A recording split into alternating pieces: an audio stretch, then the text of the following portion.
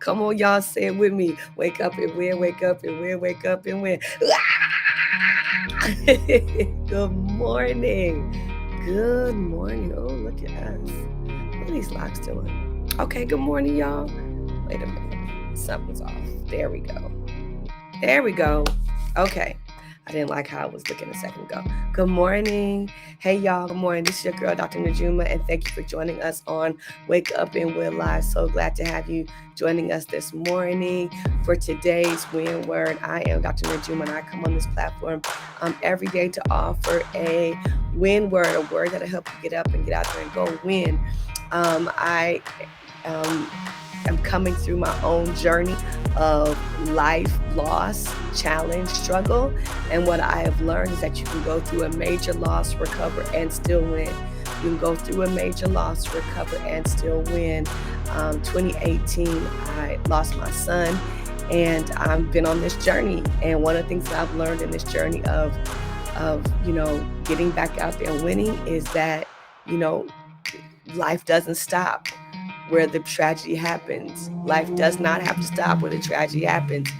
And so I hope something said today or in the past, if you look into the past shows in the future, will be a benefit to you and will help you get up, get out there, and go win again. But one thing I know for sure, one thing that I know for sure is that you can go through a major loss, recover, and win again. And so today's win word is it hurt, but it helped. It hurt, but it helped. And I'm sorry, I forgot to add, and in addition to just sharing my own personal journey, I also am a personal mastery coach. I'm a personal mastery coach. And so um, what I've learned, what I share here is what I've learned, what I've studied, what I've, techniques, things that I have worked on over the years and hope to share with you. So let's get into today's win word, which is it hurt, but it helped. Um, Recently, I was sharing in an interview that years ago, when I started in this work ministry, sharing my story, sharing my life journey, speaking, um, a group of women took me to lunch. And what I thought was going to be a meet and greet conversation really ended up being a sabotage meeting. And I don't need to go into much detail on that because I don't want to give that space any energy. But I will say, and I shared this in the interview, is that it really hurt me that these women decide to use a vulnerable moment, me thinking I'm coming in to be, encouraged and even, I don't know, get some good energy, some some encouragement, some wise counsel, maybe. I don't know. I don't know what I was expecting, but I wasn't expecting what I got. I'll say that. And really end up being about a group of women trying to encourage me to walk away from my calling, to give up what I was doing, to suggest that, who do I think I am to be in that space and to really challenge that. And that hurt me because I didn't expect that. I didn't expect that. I didn't know that people sat around plotting, how to get you to quit, and let alone and not just plot, but actually have a conversation with you about it and say some things to you that were unwarranted. At that time, I was young, much younger than I am now, 20 years ago. And I will say it's a couple of things. If I had let their discouraging tongues get to me, I would not be doing what I'm doing today.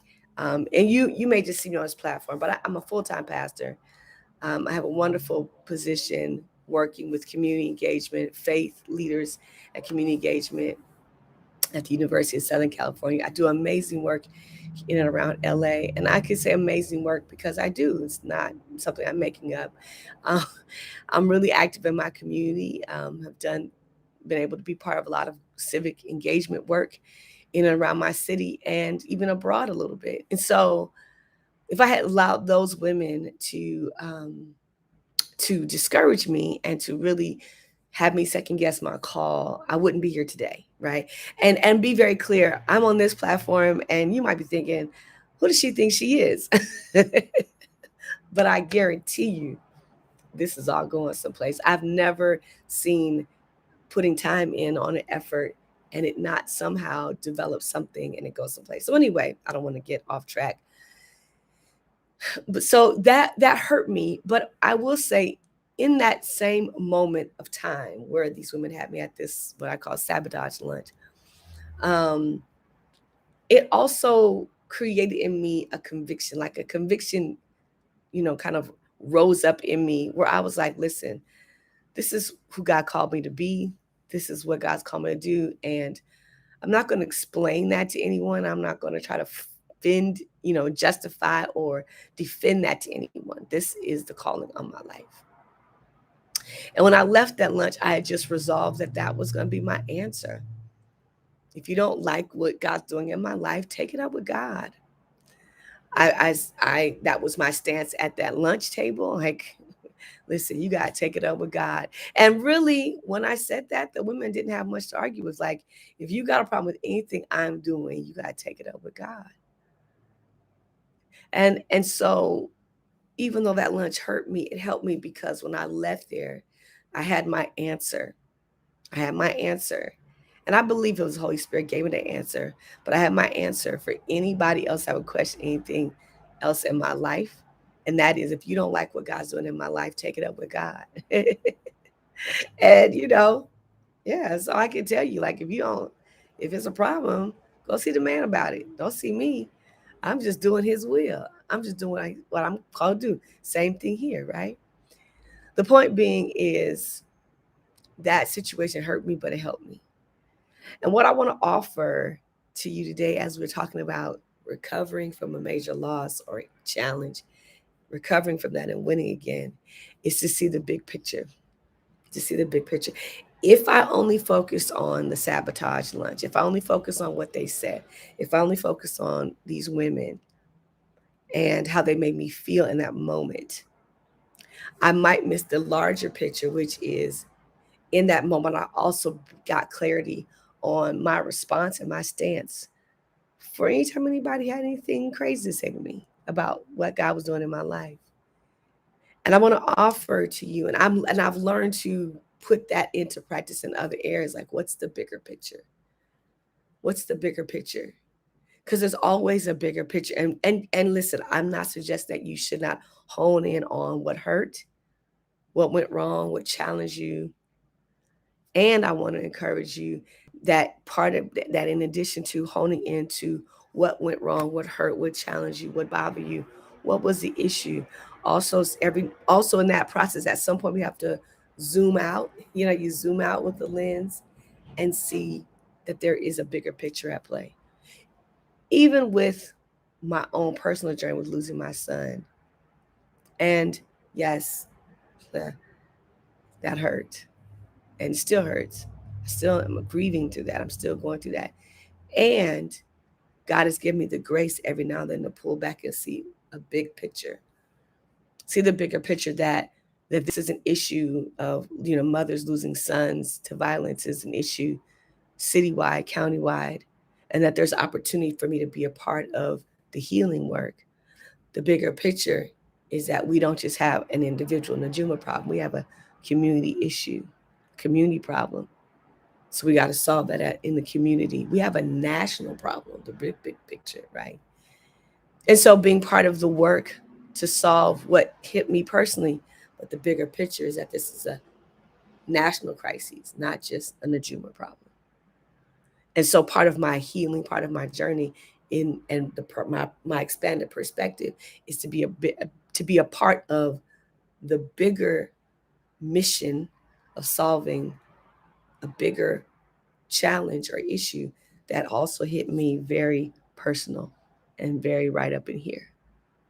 And I don't know how you can do that, how you will do that, but I want to encourage you that in the midst of your journey through recovery, healing, restoration, whatever that is to, yes, manage, deal with the small picture, the one that's very personal, the thing that's hitting you up and close.